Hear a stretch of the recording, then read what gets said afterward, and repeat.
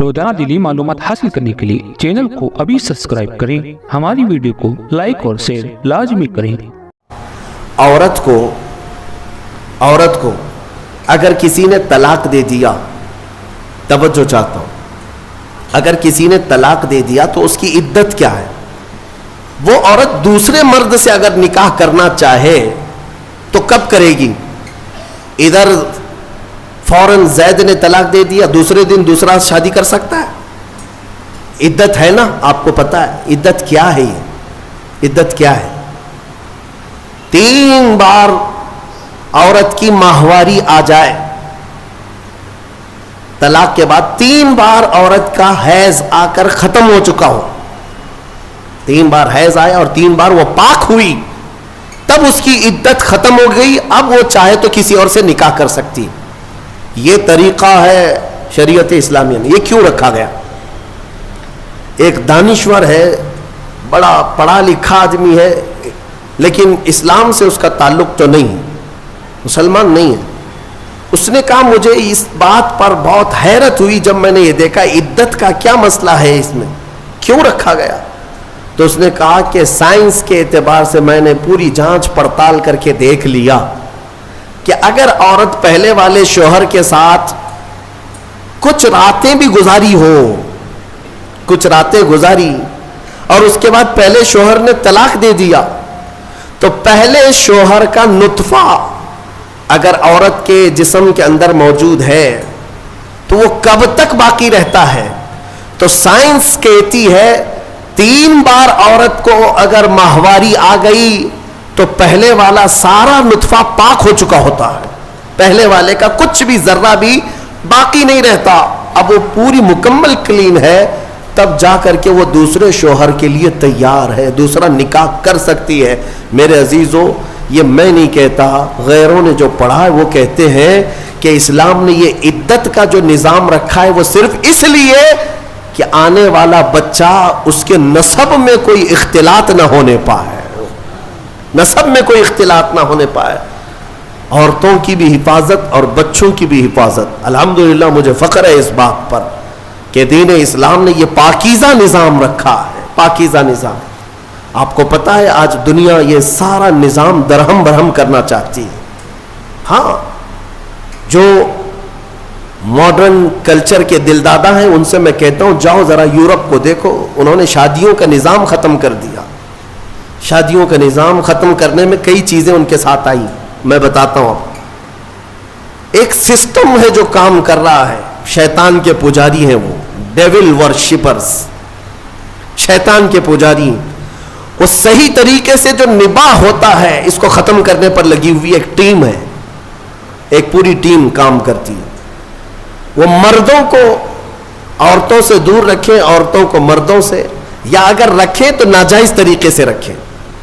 اس کے لیے کیا کیا طریقے اپنائیں؟ میں 2 سال قبل شاید یا 3 سال قبل کی بات ہے، شب قدر میں نے اس کو عرض کیا تھا، پورا نظام جو یہ معاشرتی جو نظام ہے، ازدواجی جو نظام ہے، اس کو مار ڈالا ہے یورپ کے کئی کلچرز نے۔ کیا کیا جانتے؟ مردوں کو خود اپنے ہاتھوں سے تسکین حاصل کرنے کے طریقے سکھا دیے کہ عورت کی ضرورت ہی نہ پیش آئے، اپنے ہاتھوں سے شہوت کو پورا کر لو، خواہشات پوری کر لو۔ اس کے لیے انہوں نے کھلونے بنائے، آلے بنائے، ساری چیزیں بنائی تاکہ شادی کا نظام ہی نہ رہے۔ عورتوں کو بھی اسی طرح سے تباہ و برباد کر دیا کہ عورتیں بھی اس نظام میں نہ آئیں، وہ اپنی جسمانی خواہش پوری کرنے کے لیے پلاسٹک کا بھی سہارا لے لیں، کسی بھی دوسری چیزوں کا سہارا لے لیں۔ میں نے جب یہ پڑھا کہ باہر کئی جگہ پر مارکیٹ میں باضابطہ سلیکون کی پوری عورتیں ملتی ہیں، پورا کا پورا مرد ملتا ہے، سلیکون ایک ربر ٹائپ کا، اس کا پورا خوبصورت مرد بھی بنایا جاتا ہے، خوبصورت عورت بھی بنائی جاتی ہے، تاکہ جسے اپنی جسمانی خواہش پوری کرنا ہو تو ان کھلونوں کے ساتھ پورا کر لے اور اپنے آپ کو تباہ و برباد کر لے۔ ہوگا کیا اس سے؟ یہ نظام ختم کرنا ہے ان کو کہ ازدواجی نظام ہی نہ رہے۔ نہ بچے ہوں نہ صالح معاشرہ ہو، نظام ختم کرے. بہت لوگ اس میں تباہ و برباد ہو چکے. یہ سلیکون کی گڑیا اور گڈے بنائے گئے، ان کی زندگیوں میں داخل کیے گئے. یہ ہٹ گیا تو پھر ان لوگوں نے کئی ملکوں میں LGBT کمیونٹی کو متعارف کرایا. یہ کیا ہے؟ LGBT کمیونٹی ایک معاشرہ ہے، یہ پوری دنیا میں کام کر رہے ہیں. 50 لاکھ سے زیادہ کے ممبر ان کے ہندوستان میں ہیں. ہر کنٹری میں ان کو سہولیات دی جا رہی ہیں. یہ کون لوگ ہیں؟ یہ وہ لوگ ہیں کہ مرد مرد سے اور عورت عورت سے اپنی خواہشات پوری کرے. ہومو سیکسولیٹی، گےازم، لیزبین، ٹرانسجینڈر، یہ ایک پوری کمیونٹی بنی ہے کہ شادی کا نظام ہی نہ رہے. مرد مردوں سے اپنی خواہشات پوری کر لے، عورت عورتوں سے اپنی خواہشات پوری کر لے. یہ قوم لوط کی بلا، جس کے متعلق قرآن نے کہا اس گناہ میں جو مبتلا ہیں وہ دردناک عذاب میں گرفتار ہوں گے. 3 جگہ ان کا ذکر آیا ہے.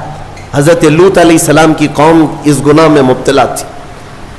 اللہ تعالیٰ نے فرمایا ان کی زمین کو اٹھا کر اللہ نے پلٹ دیا، لیکن اس سے پہلے کیا کیا؟ وَأَمْطَرْنَا عَلَيْهِمْ حِجَارَةً مِّن سِجِّيلٍ، نوکیلے پتھروں کی بارش کی گئی تھی ان پر. ان کے جیسی سروں پر وہ پتھر پڑتے تھے تو بھیجا نکل جاتا تھا. قوم لوط. اور اس کے بعد زمین کو اٹھا کر فَجَعَلْنَا عَالِيَهَا سَافِلَهَا، اللہ فرماتا ہے بلند کیا گیا اور پھر گرا دیا گیا. قوم لوط پر جو عذاب آیا اس کو قوم سدوم بھی کہتے ہیں. جارڈن میں کبھی آپ کو جانا ہو تو یہ وہی علاقہ ہے جہاں حضرت لوط علیہ السلام کا قیام تھا. میں نے خود سفر کیا، تقریباً 150 سے 200 کلومیٹر تک گاڑی چلتی رہے تو صرف اور صرف کالے کالے پتھر ہی ہیں. عجیب قسم کے پتھر ہیں، دیکھو تو ڈر لگے. آج بھی نہ کوئی آبادی ہے، نہ کوئی گھر ہے، نہ کوئی درخت ہے، کچھ نہیں. بہت دور تک صرف کالے کالے پتھر پڑے ہوئے ہیں. وہ کس زمانے کے پتھر اور کس پہ برسے ہوئے پتھر یہ تو میں یقین کے ساتھ نہیں کہتا، لیکن علاقہ وہی ہے جو قوم لوط پر عذاب آیا تھا. میرے عزیزوں، میرے کہنے کا خلاصہ یہ ہے کہ یہ دنیا اس اسلامی خصوصیات کو مار ڈالنا چاہتی ہے، ختم کرنا چاہتی ہے کہ صالح معاشرہ نہ رہے. ایک بات یاد رکھنا، بڑے بزرگوں نے لکھا ہے کہ جو حلال طریقے سے بچہ آتا ہے نا، وہ بزرگوں کا ادب بھی جانتا ہے، حلال و حرام کی تمیز بھی جانتا ہے، اس کی زبان بھی پاک ہوتی ہے اور اخلاق بھی اچھے ہوتے ہیں. اور جو حرام طریقے سے دنیا میں آیا ہے تو پھر اس کے اندر اس کے کیریکٹر بہت خراب بھی ہو جاتے ہیں. شیطانی چکر کا وہ ایک پورا کا پورا وہ نظر آتا ہے، پیکر نظر آتا ہے. بہرحال